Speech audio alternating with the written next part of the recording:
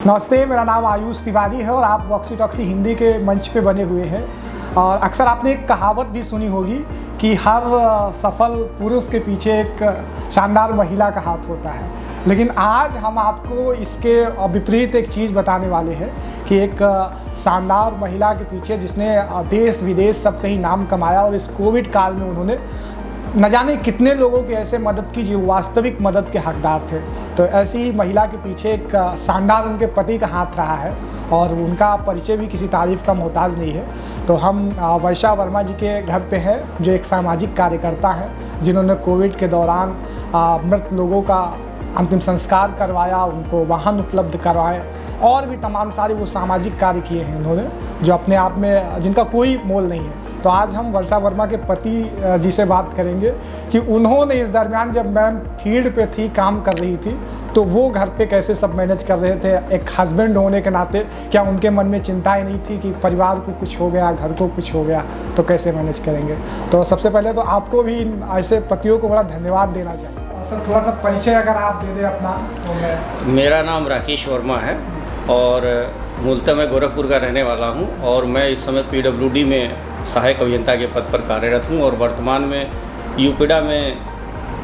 Deputation पे कार्यरत हूं। अच्छा, एक चीज़ मैं ये जानना चाहूँगा कि अक्सर जब मैम फील्ड पे होती थी तो आपके मन में इनको लेकर गुस्सा नहीं आता था कि जब कोई घर पे बाहर नहीं निकल रहा है तो मैम उस दौरान जो है फील्ड पे बाहर निकली हुई हैं, लोगों की मदद कर रही हैं, तो आप क्या सोचते थे? तो गुस्सा तो नहीं आता था, लेकिन मुझे काफ़ी डर लगता था कि जो कोरोना का जो दूसरा चरण था उसमें निश्चित रूप से मानवता को डरा दिया था। तो मैं तो एक साधारण सा आदमी हूँ, तो गुस्सा कम था, डर ज़्यादा था।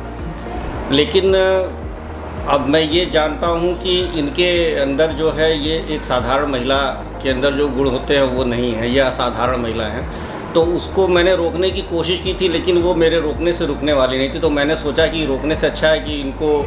इस कार्य में सहयोग दिया जाए और बाकी जो उसके साथ साथ जो भी सावधानियां हैं, क्योंकि मैंने ये सोचा कि ये एकमात्र ऐसी महिला तो है नहीं,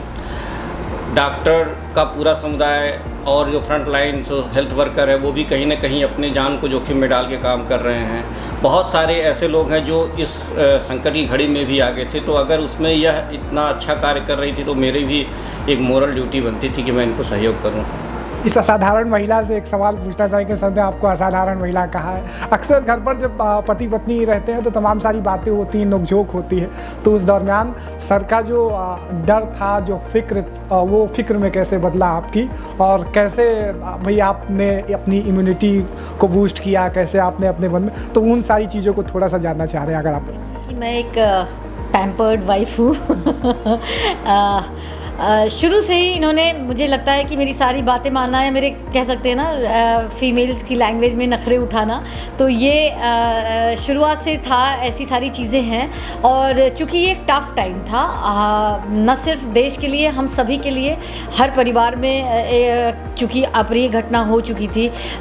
इस बारी तो किसी परिवार को कोरोना ने छोड़ा नहीं। तो मैंने बस थोड़ा सा एक प्रयास किया, एक थोड़ी छोटी सी कोशिश की जो बड़े लेवल पे हुई। और उस समय डेफिनेटली कि जो घर में जो इनकी चिंता थी मुझे लेकर के, और वो उस चिंता को इन्होंने कैसे पॉजिटिवली अपने, चूँकि इनका बहुत ये काम नेचर के हैं, और इन्होंने उस अपने चिंता को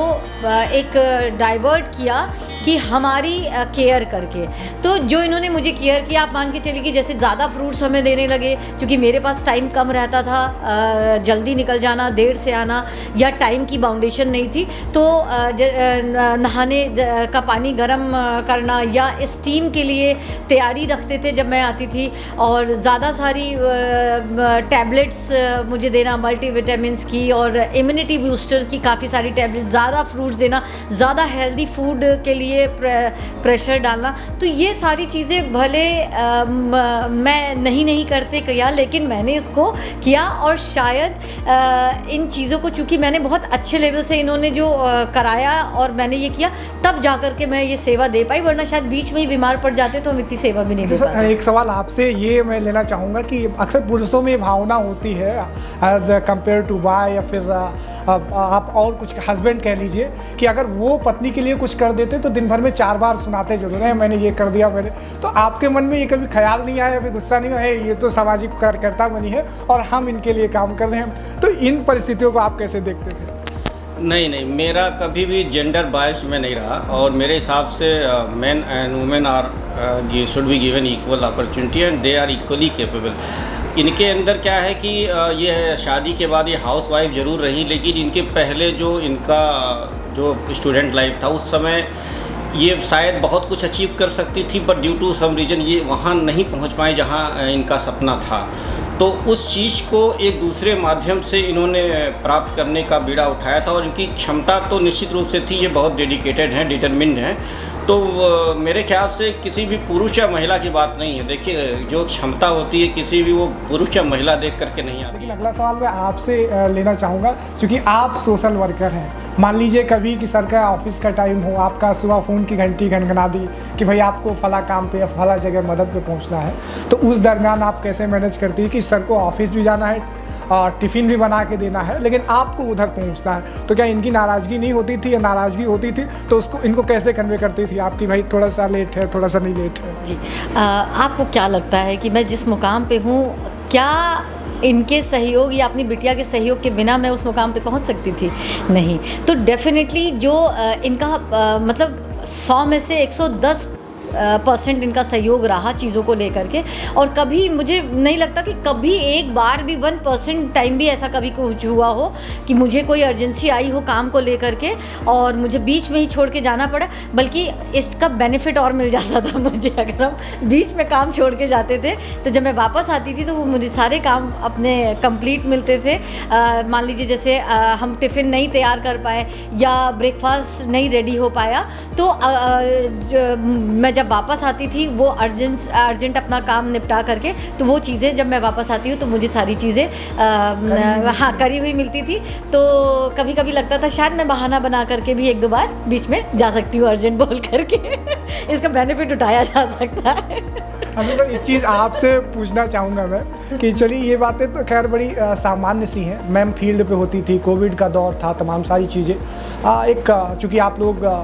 काम करने के साथ साथ आप ऑफिस वर्कर हैं, मैम सोशल वर्कर हैं, तो आप एक अच्छे माँ बाप भी हैं, और तो बिटिया के मन में कभी ये दर्द नहीं उठा कि मम्मा बाहर रहती हैं, मुझे चूँकि ये बीमारी थोड़ा सा उस टाइप की है, छूने से फैलती है, तो इस दरमियान आप चूँकि माँ बाप के प्यार को भी बच्चों को बड़ी ज़रूरत होती है, तो माँ तो बाहर रहती, आप भी बाहर रहते, तो बिटिया को कैसे मैनेज करते थे कि वो बिटिया को प्यार भी देना है और सारी बातें समझानी भी हैं, तो थोड़ा सा इस बारे में। ये प्रश्न आपका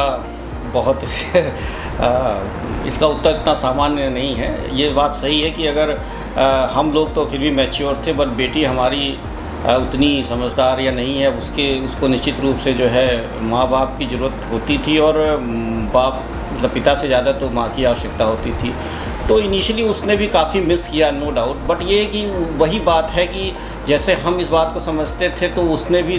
उसको थोड़ा समय लगा, लेकिन उसने भी इस बात को रियलाइज़ किया कि मम्मी के अंदर जो है वो कमिटमेंट लेवल बहुत ज़्यादा है, और उसको फिर ये लगा कि अच्छा काम कर रही हैं। तो वो जो इनको और लोगों से जो अप्रिसिएशन मिलता था या जो इनके काम की सराहना मिलती, तो कहीं ना कहीं वो चीज़ें उसके दिमाग में कंपनसेट किया कि हम चलो मम्मी मेरे को इतना समय नहीं दे रही, लेकिन मम्मी जो काम कर रही हैं वो एक इतना अच्छा काम है। तो फिर धीरे धीरे उसने भी सपोर्ट करना शुरू किया, और बाद में तो मुझसे ज़्यादा सपोर्ट उसने करना शुरू किया, वो बहुत अप्रिशिएट करने लगी जो है। और मैं तो मेरे मन में इनको लेके जो डर या चिंता रहती थी, तो मैं तो देखता था कि उससे कम चिंता उसको होने लगी थी, नहीं मम्मी मेरी ठीक रहेंगी।